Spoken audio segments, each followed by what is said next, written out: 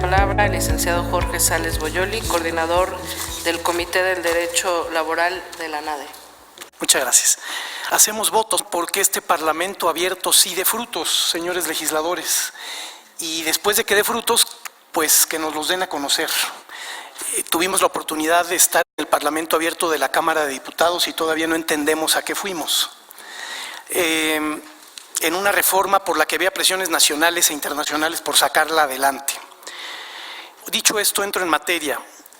Desde la lógica legislativa, y para eso es este foro, resultaría conveniente, a contrario sensu de las prácticas aceptadas, definir lo que son malas prácticas en la subcontratación, es decir, que en la ley se precise qué se entiende por malas prácticas. Nos referimos principalmente a las ya muy aludidas cotizaciones en el Seguro Social, que al final es una modalidad de evasión, y a la informalidad laboral, en su vertiente de patrones fachada o patrones cascarón. Estas relaciones laborales con pago de prestaciones inferiores a las de la ley, relaciones laborales sin seguridad social o de plano sin prestaciones. Esto, el definir las malas prácticas, permitiría distinguir las buenas de las malas, sin dejar espacios a una interpretación legislativa que terminaría satanizando la figura de la tercerización.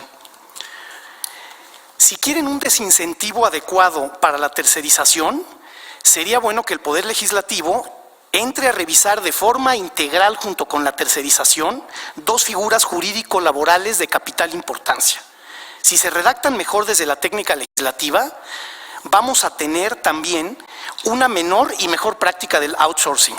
Nos referimos a la PTU, la participación de los trabajadores en las utilidades de las empresas, y nos referimos a la figura del patrón sustituto.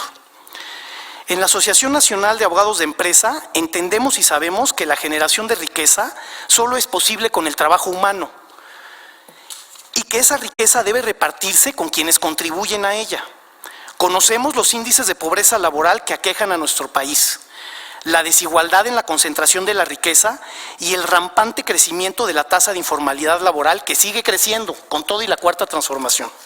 Es superior ya al 56% de la población económicamente activa. Sin embargo, la desigualdad no se debe, contrario a la creencia de algunos legisladores, solo a la subcontratación y a las malas prácticas, que sí las hay. Los países más exitosos en resolver la desigualdad son los que han entendido que la única igualdad deseable es la igualdad ante la ley y la igualdad de oportunidades. Cuba y Venezuela quisieron imponer la igualdad suprimiendo la libertad. Ya no les cuento lo que pasó. La riqueza, cuando se genera y es legítima, es socialmente productiva. Además, contribuye a generar oportunidades para todos, es decir, que se crea bienestar. En ANADE sabemos que la tercerización decente contribuye a ello, como vehículo para atraer, retener talento y formalizar el empleo. Los criterios para el reparto de la PTU deben estar vinculados a la productividad, no a los días de asistencia al trabajo.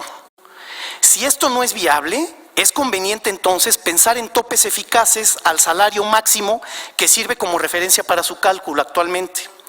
Ello va a evitar asimetrías entre la percepción ordinaria de un trabajador y equidad en la nómina. Reforzar los requisitos de la sustitución patronal, que es una figura pobremente legislada, va a ayudar a que se eviten empresas casi fantasmas o sin patrimonio, que lo único que hacen es evadir obligaciones laborales con personas morales insolventes disfrazadas de empresas de subcontratación. Ya se ha hablado ampliamente de eso aquí.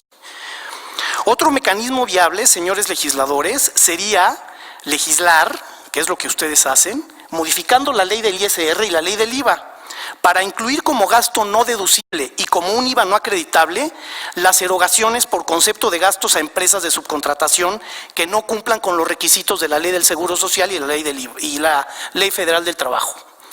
Subsistiendo para la que recibió el servicio del outsourcing las obligaciones fiscales, que al ser considerado como patrón debió haber cumplido. Otro mecanismo jurídico legislativo consiste en añadir a la Ley Federal para la Prevención de Identificación de Operaciones con Recursos de Procedencia Ilícita, concretamente en el artículo 17, con todas sus letras, porque no está con todas sus letras en el artículo 17, hay que incluir expresamente como actividad vulnerable la figura de subcontratación. o cualquier otra con la que se suministre personal a favor de un tercero. Y entonces, al hacerlo de esa manera, tendrá que haber avisos respectivos por ambas partes, cuando el monto de la operación de outsourcing supere alguna cantidad. El Poder Legislativo debe acercarse con rectitud de intención a los foros gremiales para buscar generar dentro de los ordenamientos legales procesos de certificación para empresas de subcontratación socialmente responsables. Las puertas de ANADE están abiertas para ello. Una última observación, que será penúltima. El gobierno, cuya calidad moral como empleador debe recuperarse por muchas razones, también utiliza la subcontratación y no por ello comete prácticas al utilizar este recurso. Finalmente, vendría bien que el artículo 127.4 bis de la Ley Federal del Trabajo exprese claramente que es aplicable para aquellas empresas que no cumplen con los requisitos del 15 y 15A, porque esa ha sido una interpretación que se quedó incompleta desde la reforma del 2012. Muchas gracias.